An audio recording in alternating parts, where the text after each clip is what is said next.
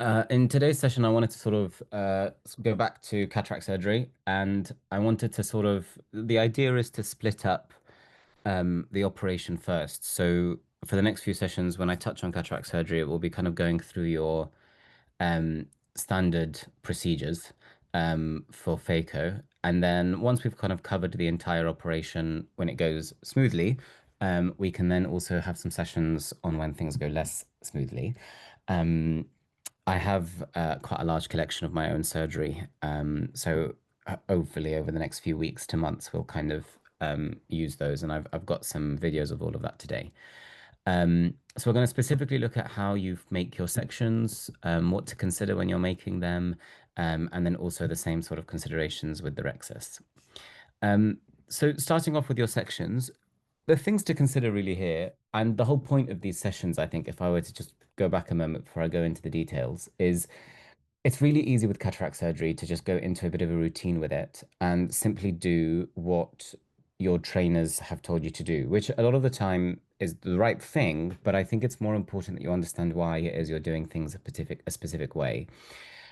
Especially if you're training in the UK, you're going to come across multiple trainers and you're going to see people do very different things with essentially the same result. You're still doing a cataract operation at the end of the day.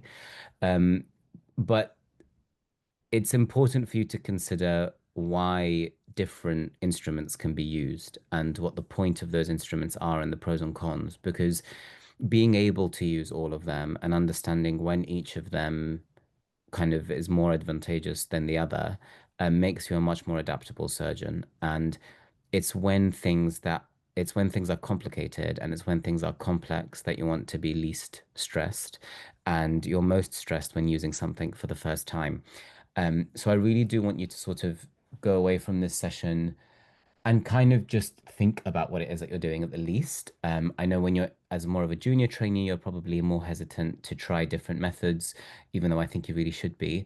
Um, so things to consider when you're making your sections. Initially, the positioning of where you're going to put your paracentesis and how many you're going to use, and a lot of that depends on the method in which you're going to do SLM removal, the way in which you do irrigation and aspiration, or whether or not you use a coaxial, where you're going to put them. And where you're going to put the section, what blades you've got to hand, and the order in which you make your wounds. So to begin with, in terms of the positioning and the number of the paracentesis, so how many are you going to put? So usually if this is a right-handed surgeon, you're going to put one in order to be able to use your left hand and put an instrument in the left side. Now, that's usually all you need if you're going to use coaxial, if you're going to use the coaxial. But if you're going to use a bimanual technique, then you want to put in a second one. And that's usually, again, if you're sitting temporally at least, or even superiorly, this is roughly the positioning that you're going to put them. But that left-handed paracentesis, you don't just put it there arbitrarily. A lot of that is also to do with your vectors and the angles in which you need to be able to move your chopper. So when you're doing a DNC, when you're doing divide and conquer, having kind of your opposite paracenteses are really helpful. And actually, a lot of the time, you want your chopper to be up to about 90 degrees away from your phaco. But when you're doing chopping, you actually want it a bit closer to your phaco. So you might want to consider bringing it a bit closer. Um, then, in terms of the blades to use for your paracentesis, um, this is where obviously it's going to a depend on what you have available to you, but there is pros and cons to using each of the different types of blades. And the most common two that you're going to come across are your MVR and the keratome. I'll do a quick little shout out for feather blades and crescenterics and stuff like that. But really, they are different blades and they will create different tunnels, and that is useful to you in a different way. So with your MVR, it's much less user dependent. You have a very set width of your MVR. You're going to make a rectangular tunnel, and whether or not you're starting off or further down the line, your tunnel is always going to be the same width. Your keratome leaves a very different shape in your stroma, where the inside at the endothelium, your wound is going to be much smaller than the exit wound, especially if you're not going to come all the way through with your keratome. And that means that depending on how far into the eye you go, the width of your eventual wound is going to be different. So it's much more user dependent.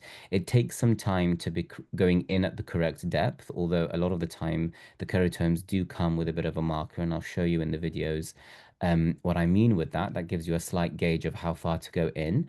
But there are added benefits, in my opinion, with using a keratome. And remember, this is very much opinion based. At the end of the day, it's what works well in your art. It works well in your hands. Firstly, you have a much wider exit wound, which means you've got much more space to actually maneuver your instruments, especially if you're doing it by manual or using your chopper. The outside of your wound is much wider than the inside, which means you've given yourself the space on the outside to be able to maneuver without actually jeopardizing the AC and without kind of sacrificing any AC stability. And that is obviously also, it also means that because you've got the width of the keratome being triangular, you can decide how wide you want your wound to be. So if you don't go into the eye very much, if you use a coaxial and the only thing coming in through your second wound is a chopper, you don't need to be going in very deep with your keratome at all. Whereas if you're doing bimanual and you have quite a large gauge for your instruments, then you're going to go into the keratome a bit deeper.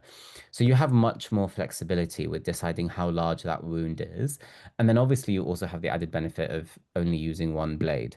Um, but the key with it is that it is very user dependent. So when you're starting off, if you want to just create a paracentesis that you can reliably make um, reproducibly, then the MVR is probably the better choice earlier down the line. But I do very much think that the keratome gives you really nice flexibility with creating those wounds. The general principles here are, and this is throughout the operation, is you need to be using the instruments to your benefit. That means if there is a blade, you want to be using the blade correctly. And that means considering the angle at which you enter the eye, you really want to be using the sharpness of the instrument as best as possible. So rather than trying to slice in, you really want to just immediately come in perpendicularly to your cornea with that sharpness of the blade. And then the angle at which you enter the eye really matters for your paracentesis. So if you're coming in really, really obliquely, pointing really far down, then that can cause a bit of problem sometimes if you're trying to clear the AC because then you're going to bend your cornea. But similarly, that also exists if you're coming in too horizontally. So you want a slight downward trajectory to your paracentesis. And this length of the blade is really important as well. For an MVR or even for a keratome when you're creating your section, you don't need to go in past the length of the blade. And I will show you what I mean with the videos in a moment.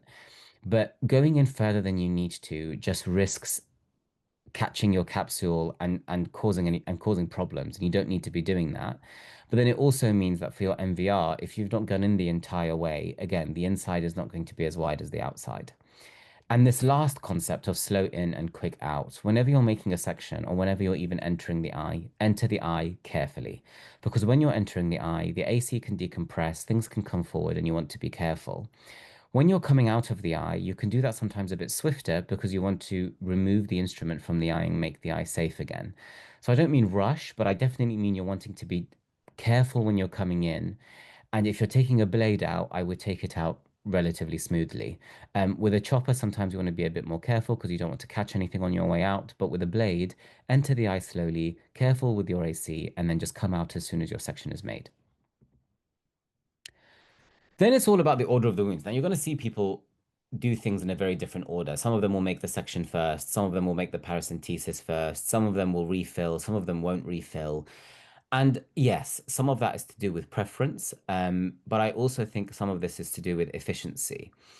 Now, the point of this is not to have everybody do 5-minute operations, but the things that are associated with endophthalmitis, other than obviously the use of intracameral antibiotics and your lid hygiene, etc., the length of your operation is associated with the risk of endophthalmitis and the number of times you're coming in and out of the eye. So it's worth considering your efficiency and it's worth considering the number of times you're coming in and out of the eye when choosing your methods. But when you're starting off, when you're creating your wounds, the problem that you're going to have is you'll lose a lot of AC fluid, which means that your AC will deform, and then it makes it very difficult because you're trying to create your next wound against a very soft eye. So when you're starting off, my opinion is um, make your paracenteses, refill the eye, and then make your section. Um, your visco gives you much more pressure than aqueous. So Possibly, it's easier, therefore, to save the more difficult wound, which is your section, for when you have a much more pressured eye. So make your paracenteses at the start. You don't tend to lose a lot of fluid when you're making those. You then refill with some visco, usually a cohesive, depending on what you're going to do on your next step, or HPMC. And I'll talk about that with the Rhexis. And then once the eye is reformed and your eye is much more pressured, you can then make your section. But later on in your training, when your hands are a bit better and you're not losing a lot of fluid when you're creating your section, I would make all three wounds. And personally, I do begin with a paracentesis when you're making all three wounds because, like I said, you're not going to lose fluid. So you're not going to lose a lot of pressure when you're making a paracentesis. Whereas when you're making your section, you may, and that means when you come to make your paracentesis, your eye isn't pressured up against a very sharp keratome. So you might kind of struggle to make your paracentesis properly. Now, what visco to use, a lot of it depends on what you're going to do next. I think when you're starting off, cohesive visco in the eye is much nicer. It gives you a much more pressure. It stays in the eye because if you're gaping open your wound, cohesive viscoelastic will leave much more slowly than a dispersive. So you're going to use things like Helon and Provisc. But later on down the line, when you're able to sort of navigate through a section much more nicely and you're losing much less visco while you're creating a Rhexis, do try and maybe see what it's like to do a Rhexis under a dispersive visco like HPMC or Ocuco. I think it makes for a much, much nicer Rhexis, especially when you're using a cystotome. This is less important than when you're using forceps. But when you're using a cystotome or a needle to bend, doing that under HPMC keeps your flap really nice and flat. And it gives you a very beautiful Rhexis, in my opinion. And again, we'll talk about the Rhexis in a moment, and I'll show you some videos. So we're going to go through some videos now, and this is just looking at the sections. So I'm kind of hoping this works.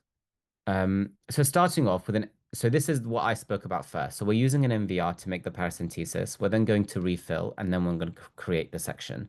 So your MVRs might be angled, they may be straight, but the point is I sit temporally, and I use a bimanual technique, or at least I was in these videos. So this is maybe a year into my operating.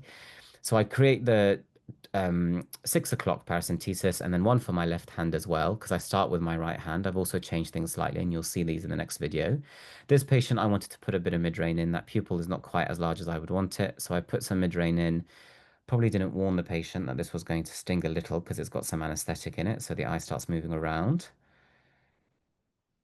Bear with, I'm 12 months into my career at this point. That midrain has worked pretty nicely, so I'm quite happy with the size of that pupil. And then at this point, I was actually using HPMC. So I'm very messy with how I put HPMC on the front of the eye. That's not the prettiest way to do it. But anyway, so I put the HPMC on the eye, and then I also then refill my AC with HPMC. And see how this is a point to make when you're refilling the eye. I've just paused it there. My cannula has gone in, yeah, all the way in. I have ensured that I have entered my wound and I've entered my AC. Two benefits here. I'm not going to accidentally strip my Deschamets if I'm just injecting right at the entrance of my wound. And because these bubbles came out, even though I did prime, um, by injecting it further down the line, you're then able to push your HPMC into the eye and those bubbles will then come towards your wound.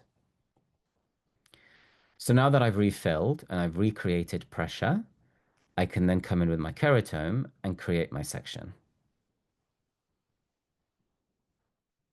Now, here's the other thing that I want you to note. So I've given myself a bit of counter traction. I'm coming with my keratome. I do a two-step. You can do a three-step. Personally, I feel like unless you're three-step, I kind of do a one-step now, but unless your three-step is really deep, you're not really creating a proper three-step. And because these keratomes are so small, these days we're using like 2.2s or maybe even 2.7s, then some of the cornea colleagues I've worked with don't really believe that a two-step or a three-step actually makes that much of a difference with the size of the wounds that we're creating now. So I would say kind of read into itself. Personally, I don't really believe it makes a massive difference um, anymore. But essentially, we come in, and the thing that I want you to know is those two lines on the keratome give you an idea of the length of your tunnel. So now that I've hit that first barrier, that's where how long I want my tunnel to be. I'm then going to straighten my keratome and enter the eye. Now, the other thing that I want you to know is look how far in I go with my keratome. So that's not going to work. Let me just find that part of the video again. Sorry, guys.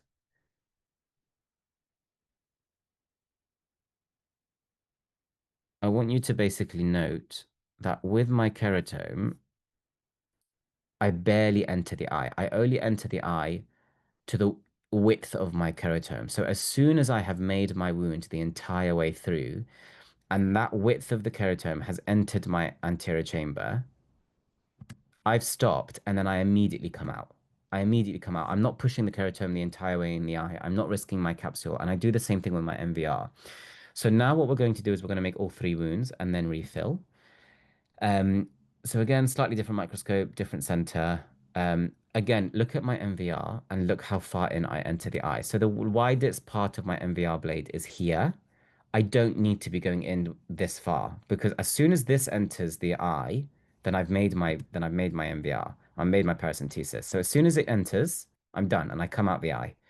And then again, I'm making two wounds. And at this point, I was always starting with my right hand, but you'll notice in the next one I switch. I now start with my left hand, and again, I'll explain why.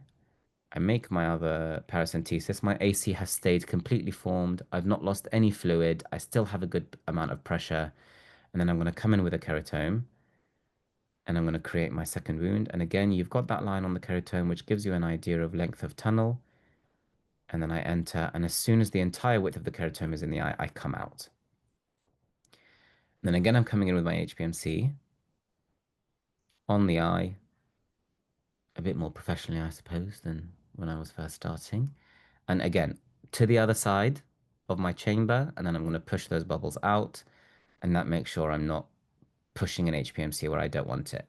So now I'm going to create the keratome paracentesis, and you'll see that I start with my left hand now. Because I've got one blade, it speeds things up. If I make my left-handed paracentesis, I can then just move to my right, make the right one, and then make my section immediately. Now, notice, so the angle of my paracentesis is still very similar to how I do with my PCR. I'm pointing my keratome slightly downwards and I'm going to enter. Now, some people will tell you basically push through the stroma until you reach this line on the keratome. Now, that sort of works if you're using a bimanual, but I think it leaves actually a slightly larger wound than you need. And this will take some trial and error. And with the instruments that you have, you'll know how far in. I've started using the coaxial a bit more. So actually with this left-handed paracentesis, I barely enter the eye because I only need a chopper to go through that.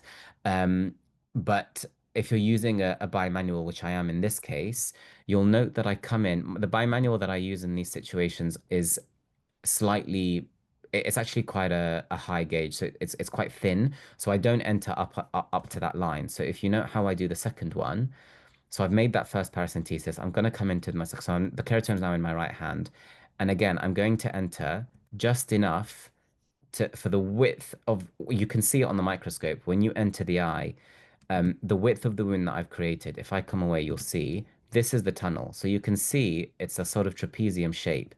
This is the width of my bimanual. I've not needed it to be as wide as an MVR. That will make my AC much more stable. But then I've given myself more space on the outside to be able to maneuver. So I can get my instrument all the way this way and all the way that way without any problems, because I have a tunnel that helps me maneuver in the eye. Yeah. And then immediately coming in with my section, again, my AC is formed, and in the same way that I did it last time, just entering with the width of the keratome, and then it's created. And those are my three wounds. And you noted as we progressed, things got quicker. Yeah. So the first video is about a minute and a half. This video is about 40 seconds. So I've essentially halved the time, or more than halved the time it takes to create my sections when I'm starting off and actually being able to then start my Rhexis. And again, the point is not about being quick. The point is about being efficient. Being unnecessarily long is not good for your patient. If you think about what you want your parents to have, you don't care whether or not their operation is 8 minutes or 15 minutes. You might care that it's 25 or 30, but the point is that you want them to have an efficient operation. You don't want the surgeon to be unnecessarily lengthening their operation and in effect increasing the risk of endophthalmitis. I have done nothing unsafe. I have done nothing where the eye is at risk, and that is the point. You want to be able to shave off time where it is safe to shave off the time. I don't think it's necessary to be shaving off time, especially earlier on in your training where you don't need to. But it is important to consider whether or not what you are doing is taking an unnecessarily long time when you can do things much more smoothly. And that's basically the point of my wounds. So if we now start talking about the Rhexis, this is probably, I mean, I don't know. I felt like when I was first learning cataract surgery, I felt like this was the hardest step to learn. And I feel like it's probably the most anxiety inducing because you've only just started the operation, which means you have an entire lens in the eye. And if a problem happens at this stage, it makes for a very difficult next half an hour to an hour. Um, and the important thing to mention with the Rexis is that this is essentially your point of no return. As soon as your capsule is breached, you've committed. You can't end the operation prematurely and you can't leave the eye safe because you now have an exposed lens and that lens needs to come out. So it is sort of an important part of your operation and it can make or break the rest of it in terms of the size of the Rexis that you make can be too big or too small. If you make it off center, that can cause a problem later down the line for the patient. And then you've also got lots of instruments to use to create a Rexis. You've got your cystotomes, they come in different gauges. You can bend your own needle. You can use a Rexis forceps, and they come in all sorts of shapes and sizes. And then you can then consider, listen, the type of cataract. Do you need vision blue? Do you have a white cataract? Do you want to decompress your lens before you make your Rexis? So there's a lot to consider when making one. Now, the point of this specific talk will be talking about how to do a Rexis when you have a relatively routine green case. I'll do some sessions when we're talking about white cataracts and brunescence later down the line where we can talk about what to do to actually make your Rexis a bit easier. But this is just about making a Rexis in your sort of standard nucleus sclerotic cataract. So your aim is two things. You want access to the lens, so you need it large enough to be able to take the pieces out. And you also want it to keep it circular and continuous so you have mechanical stability during the surgery. So you're not going to have a tear out while you're operating, and you're not going to have any problems afterwards.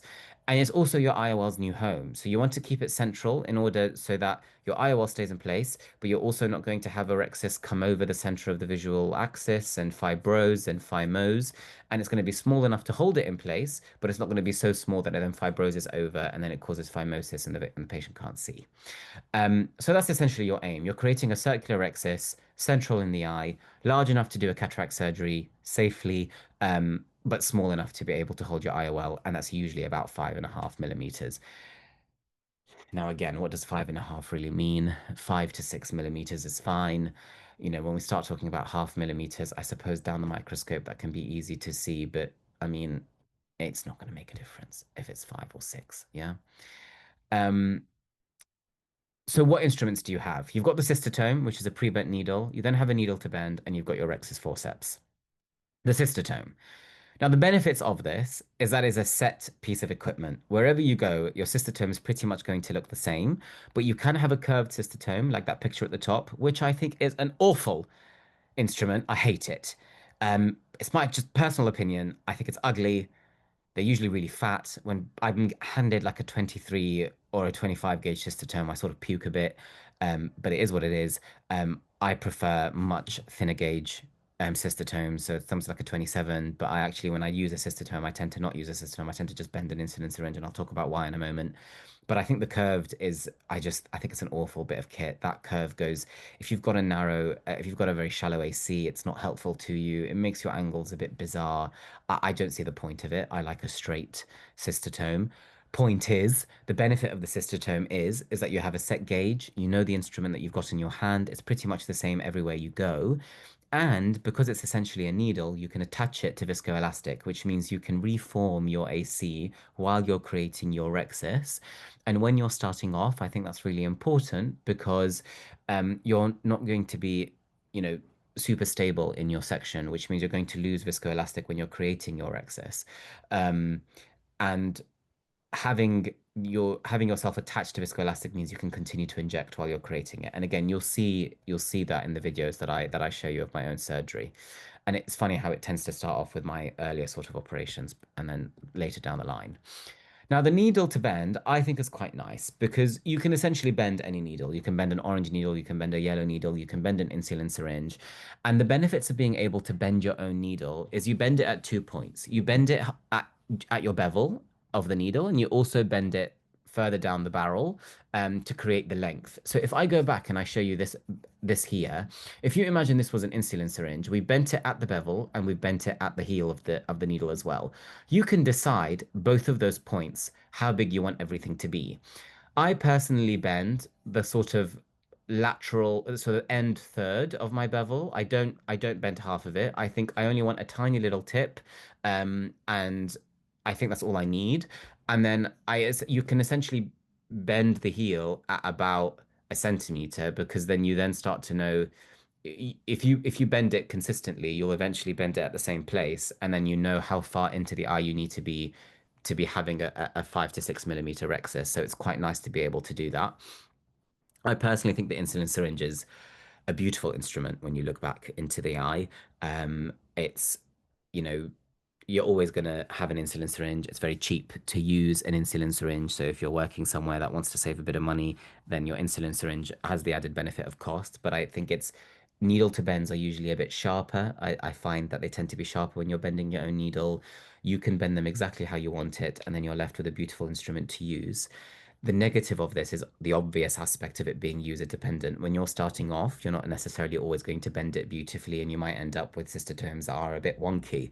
Um, but with these things, similar to the keratome paracentesis, with time you will get better.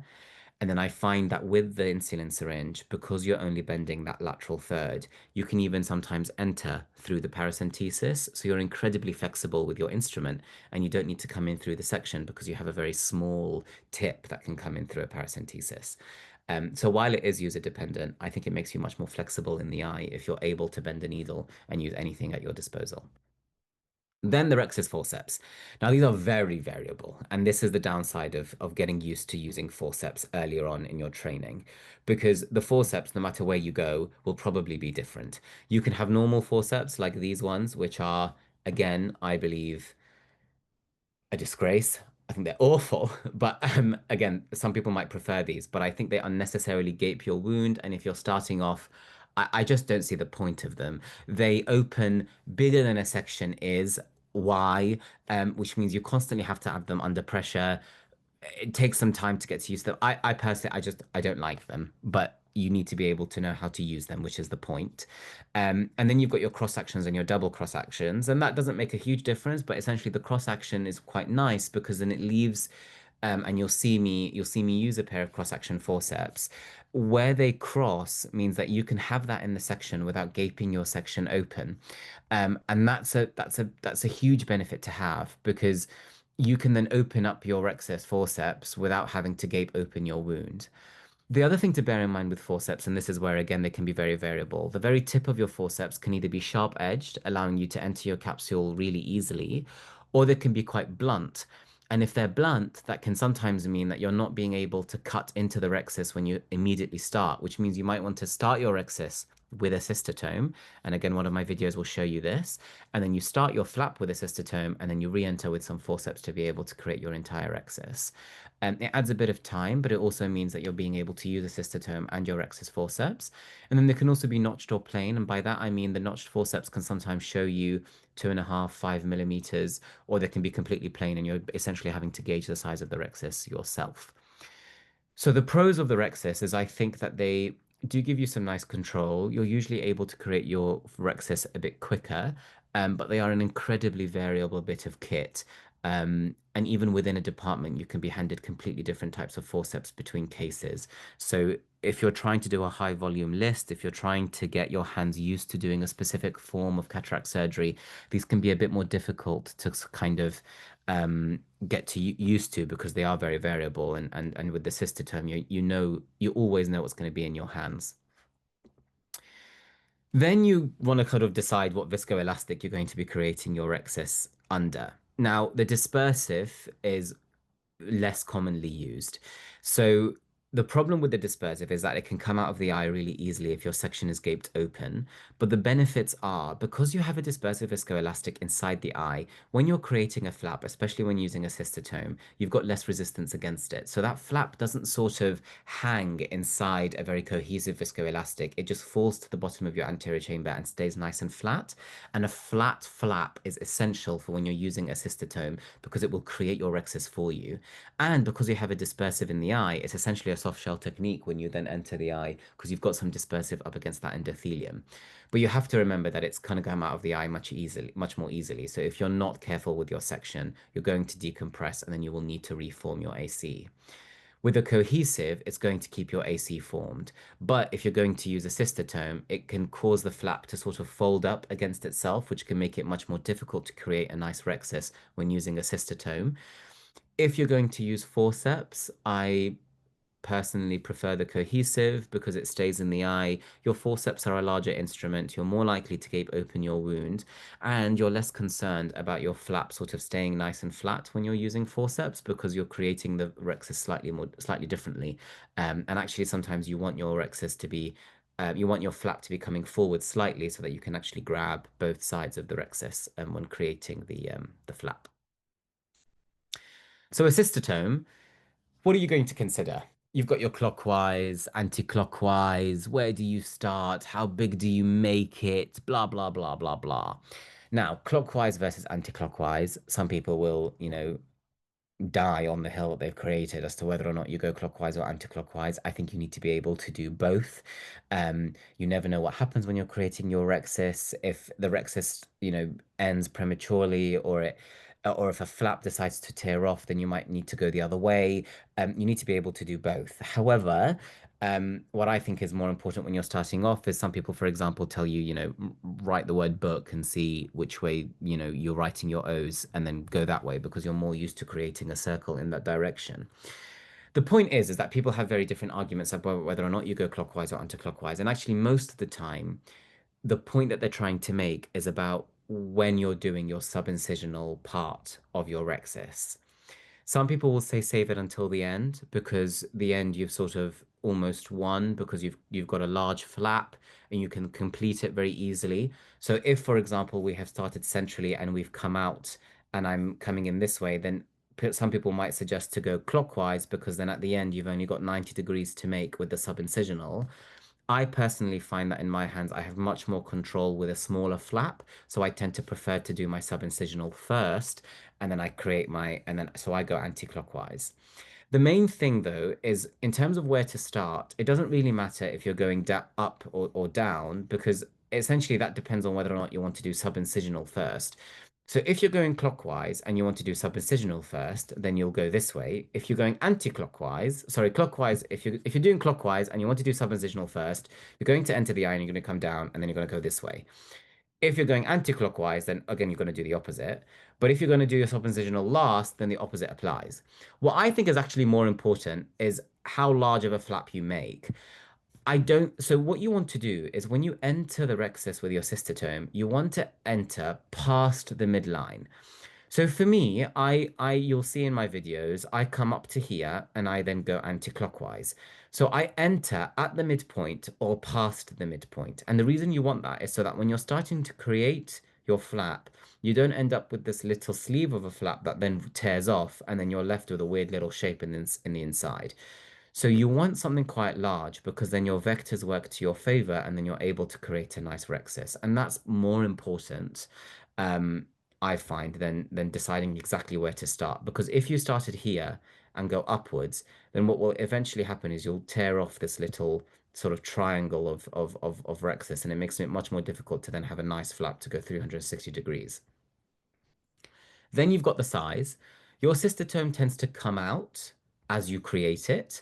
So you don't need to go all the way out to the size that you want to make it. You sort of want to go out 2/3 of the way, 3/4 of the way, and then you start bringing your flap down. And then as you start to tear out, it will come to the size that you want it. Now, the benefits of having a cystotome, in my opinion, is I think you have much prettier finishes because you're going a bit more slowly, you're doing smaller bites, and then when you come to the end of your rhexis, usually if you go past the starting point, you can then end up with a very beautiful Rhexis. And then what you're going to do is, as you're creating it, you're going to re-grab 1 to 2 millimeters away from your tearing edge, and you're going to go about 20 to 30 degrees with each flap. So you're going to do a few grabs. You might grab, 10 or so times as you're kind of going round. And you need to remember, importantly, to pivot within the wound, and I'll show you in the videos what I mean by that. The forceps rhexis is a bit different. So if you have a sharp forceps, then you can then just go into the bag, tear it out, go forward, and then grab the rhexis as soon as you've created a flap, and then immediately create it. When you're creating a forceps rhexis, what you're considering is the tip of your your rhexis forceps. Where you move the tip is where your rhexis will go. So you want the tip of your forceps to follow a circle, and then your rhexis will just follow it. Um, so we create the rhexis, and then those forceps allow us to make the rhexis either smaller or larger when we're in the eye. So we've already got the instrument that we want. Um, the downside is that it's a larger instrument, so your visco will leak. So when you're starting off, you might find that you're having to refill your AC before finishing your Rhexis. But ideally, you want to get to the point where you're able to create an entire Rhexis without having to reform. And again, importantly, you're pivoting within the wound when you're creating them. So how does this all look? So starting off, a cystotome attached to some cohesive viscoelastic, which is how I started off. So this is a very early um, cataract in my training. I'm using a preformed cystotome. This is a straight one. It's probably a 27 gauge. And you can see I've started at the midpoint. I then go across and I start downwards and I do my subincisional. And then you start to grab your rhexis. Once I've created a flap, you grab your rhexis, and I'm wanting to go a bit smaller, so I'm just bringing that in, and then I then create my rhexis. So grabbing the flap, coming sideways along it, and then what you want is you want to keep that flap nice and flat, and then it will slowly go into a circle. So you can see how I've moved within the wound. So if I bring that back, look at where my cystotome was in the section first, and then I've immediately shifted and moved the bevel of my needle, pivoted it inside the wound. And what that does is it means I'm not going to distort my cornea and then have lots of bends in my cornea. So you can see this is what happens sometimes when you're in a cohesive viscoelastic. It comes up and it folds up against itself. And then I've now reformed. You saw me re-inject some viscoelastic there. I'm then creating my flap slowly. And where that flap sits, is where your rhexis is going to go. And you can see I'm not grabbing my rhexis right here. I'm going further down. And again, I'm reforming again to try and keep my flap nice and flat. I'm pivoting within the wound. I'm bringing it around. And then as soon as I go past that 270-degree point, I'm then again shifting inside. I've come back towards my section this way. And then what you can see with my flap is I've brought it past where I started. And then with that cystotome, those last few grabs are how you then can create a rhexis that's nice and pretty. Yeah. So that was all under a cohesive. Now I'm going to use a needle to bend. But this is under dispersive. So I've used an insulin syringe. I bent the needle at the size that I want. You can see that that's very small. That can go through a paracentesis. And I'm attached to an insulin syringe here. So you're not going to see me reform. So I'm staying nice and flat within my section. I'm not going to lose lots of viscoelastic here. You can see things are moving a bit quicker because it's a bit further down my training. So with that dispersive, you can see I'm not having any trouble keeping my flap nice and flat. That's just staying down there against my bag. And it's really nice and easy to keep it nice and flat. So as you come across, I'm pivoting in the wound again. So let's just go back.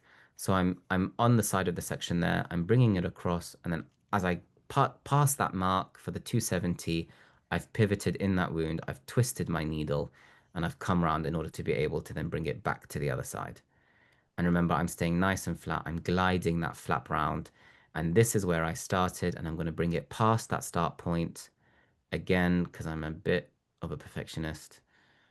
This isn't necessarily the most important thing in the world, but it then leaves you with a very nice rhexis again.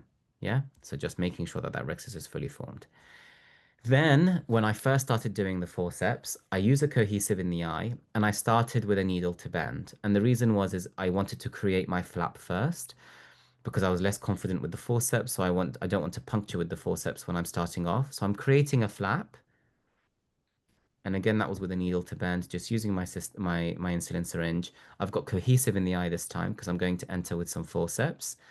These are the cross-action forceps. So you can see that this part stays the same width. So I'm not going to gape open my wound.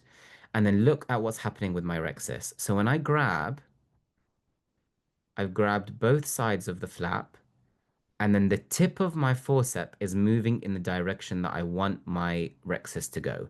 And you can do a good 90-ish degrees, even up to about 120 degrees with a single grab of that rhexis. So grabbing the rhexis towards the tearing edge, and then the tip of my forcep pivoting in the wound is going in the direction that I want it to go. And then again, you grab that last bit, coming round where I started, coming down, and that's finished that off. Then a primary forceps. These I had sharper forceps. Again, I've got cohesive in the eye. I have a sharp tip to my forceps. You enter the capsule. You can either just pinch the capsule and start it off. These are sharp, so that will tear. And then I've created my flap. And then it's basically the same thing. So again, that tip of the forcep is going round in a direction that I want it. So coming subincisionally, pivoting within the wound. There was a strong pivot there to be able to come back around inferiorly on the eye, grabbing both sides of the flap. So what I mean by that is look where I've grabbed that flap. So it's a bit more obvious in a moment. So my forceps are going to grab, one side is going to grab the side of the capsule that was facing the cornea, and then the other side is actually grabbing the size of the capsule, the side of the capsule that was facing the lens. That gives you much more control. If you just double grab on the front, the control isn't as great, but it's still fine, but it's more ideal to grab it this way. Um, and then that's why a cohesive in the eye is nice because actually your rhexis, your flap essentially floats in the AC. It doesn't fall to the bottom, and then you can keep it grabbed pretty high. And then I'm grabbing both ends of that rhexis and then again just completing it at the end and coming down to where I started. I've gone slightly larger because that was a bit small, and then I just completed it at the end. And then that's your rhexis forcep. Okay. Um, oh, yeah, that was it. So in the summary, essentially when looking at your sections and your wounds, the point is actually to consider how many wounds you're making and what you're using them for. If you're using them because you just want to get a chopper through them and you're going to use a coaxial, they don't need to be very big. And an MVR is going to be way too big for a wound like that. If you're just going to put a chopper in, you're risking the stability of your AC. Um, but if you're also then using an IA, then again, consider whether or not you want to use the MVR or the keratome. Your Rhexis is the access to your lens. Be very versatile in how you want to make one, because depending on the type of lens that you've got, depending on the kind of eye that you've got, being flexible and having a very wide arsenal of tools and things that you're comfortable using makes you a very confident and very calm surgeon, which at the end of the day is going to translate to better outcomes for your patients. And I think when you're training, when you've got a good supervisor and you've got a good eye to try it on, remember you need to be doing things safely for the patient, but try different methods, find what works best in your hands, because actually I think for the more complex cases, the best way to do it is the way you always do it. Um, but you want to be able to try different methods so that when you're being forced to use a specific thing, it's not the first time it's been in your hands. And lastly, and the most important thing, is have a reason for why you're doing something. And that reason should not be, I've just always done it that way. Um, because you're going to come across lenses and you're going to come across cataracts where that way won't work. And you need to understand why it doesn't work. And if you don't understand why it doesn't work, then you're going to come into trouble because then you don't know what to do to adapt. You don't know what to change about the method because you don't know what about that method isn't working. So the point of these sessions and the reason I've really broken it up is because there's actually much more to consider than people usually put forward. Cataracts are kind of, the bread and butter of ophthalmic surgery. They sort of talk about, it's the thing that all the ophthalmologists do. But actually, as you sort of progress, you realize it's an operation that while it's routine and that it's usually routine, it really has the capacity to turn into an absolute nightmare. And the versatility of the methods and the number of ways in which you can do almost every step of the cataract operation gives you a flowchart that's absolutely huge. And I think the better surgeons and the better supervisors that I've had are the ones that have full access to that flowchart and are able to completely pick up different instruments at different times whenever they need to. And while when you're learning, it's about coming up with a consistent method to be able to do things reliably, later down your training, 3, 4 years into your operating, when your hands are now adaptable, when you can navigate an anterior chamber well, I think it's important for you to start to widen the repertoire in which you're able to do cataract surgery. So some of this is a bit more relevant to the more junior review, and some of this is a bit more relevant to those of you who've done 200 cases, and are able to then start to pick up different methods and able to use different things. So thank you for joining. Please do fill out the feedback again. If you're watching this live, maybe just do this now. This sort of falls under your sort of surgical training, sort of video based. And if you're watching this back as a recording, please do still fill out the feedback. It's still quite helpful to know how these sessions are being pitched.